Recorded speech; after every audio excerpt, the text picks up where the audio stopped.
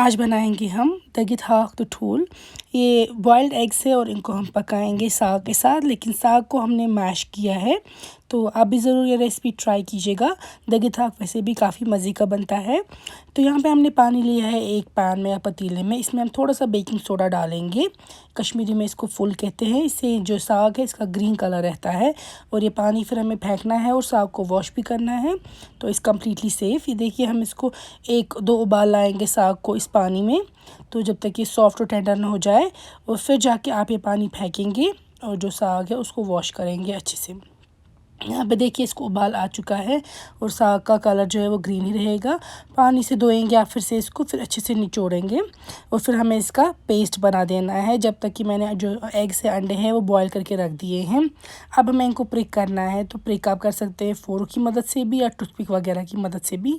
Mustard oil जो है वो हम लेंगे एक पैन में। तो मस्टर्ड ऑयल की क्वान्टिटी यहाँ पर अच्छी खासी लेनी है, क्योंकि यही ऑयल फिर हम यूज़ करेंगे साग बनाने में भी। और अभी अंडे भी बॉयल फ्राई करेंगे इसी में। ये देखिए अंडों को तरीके से प्रिक करना है आपको हर तरफ से। इससे ये अच्छी तरीके से गोल्डन ब्राउन फ्राई हो जाएंगे। तो तेल जब गर्म होगा इसमें हम डाल देंगे सारे अंडे। अब आप सारे जो ये एग्स इसमें डाले हैं बॉइल्ड, उनको फ्राई करेंगे अच्छे से जब तक ना ये क्रिस्पी ब्राउन हो जाएंगे हर तरफ से। आप इस स्टेज पे जो गैस की हीट है वो हाई भी रख सकते हैं या मीडियम टू लो भी, लेकिन हाई फ्लेम पे जल्दी फ्राई हो जाएंगे ये देखिए जो ये अंडे हैं ये अच्छे से गोल्डन ब्राउन हो चुके हैं हर तरफ से। तो अब हम इनको निकाल के रखेंगे एक प्लेट पे। यहाँ पे आप देख सकते हैं फ्राई हो चुके हैं, तो निकाल के रखेंगे आप इनको।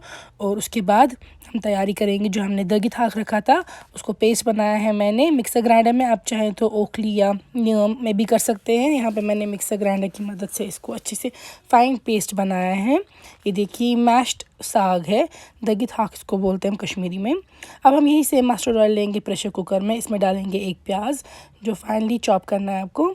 फिर प्याज को आप फ्राई कर देंगे। जब प्याज गोल्डन ब्राउन कलर का हो जाएगा तब जाके हम उसमें डाल देंगे जो हमने ये साग को मैश करके रखा था। यहाँ पे देखिए प्याज जो है फ्राई हो चुका है। इसमें डालेंगे आप ये सारा साग जो आपने पेस्ट बना के रख दिया है।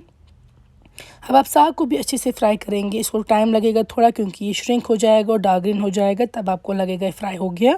अब यहाँ पे हम गार्लिक का पेस्ट डाल रहे हैं इसमें 1 चम्मच। तो इसको भी मिक्स करेंगे। इसमें हम लाल मिर्च नहीं ऐड कर रहे हैं। यहाँ पे फ्राई होने के बाद हम इसमें हरी मिर्च डालेंगे 2-3। तो ये देखिए अब समझ आ जाएगा आपको कि साग फ्राई हो चुका है। तेल साइड्स पे आने के बाद हल्का नमक ऐड करने के साथ डालेंगे सौंफ का पाउडर 1 चम्मच। साथ में डालेंगे हल्दी आधी छोटी चम्मच और इसके साथ डालेंगे हम जिंजर पाउडर या कश्मीरी में शॉट। तो ये जो घर में मसाले होते हैं बेसिक वही आपको ऐड करने हैं इसमें। लाल मिर्च के बदले हमने ग्रीन चिलीज़ ऐड की हैं। अब हम इनको अच्छे से मिक्स करेंगे साग को। यहाँ पे आप देख सकते हैं ये कितना श्रिंक हो चुका है, पहले से रिड्यूस हो चुका है और कलर भी कितना डार्क हो चुका है। तो इस स्टेज पे आपको समझ आ जाना चाहिए ये फ्राई हो गया है। पानी इसमें आप हल्का हल्का करके ऐड करेंगे और उसके बाद पानी ऐड करने के बाद जब भी आपको लगेगा कि अच्छे से मिक्स हो चुका है, फिर हम इसमें डालेंगे बॉइल्ड एग्स जो हमने फ्राइड एग्स रखे थे निकाल के, वो इसमें ऐड कर देंगे आप। हल्का से एक मिक्स करेंगे बॉइल्ड एग के साथ आप साग को।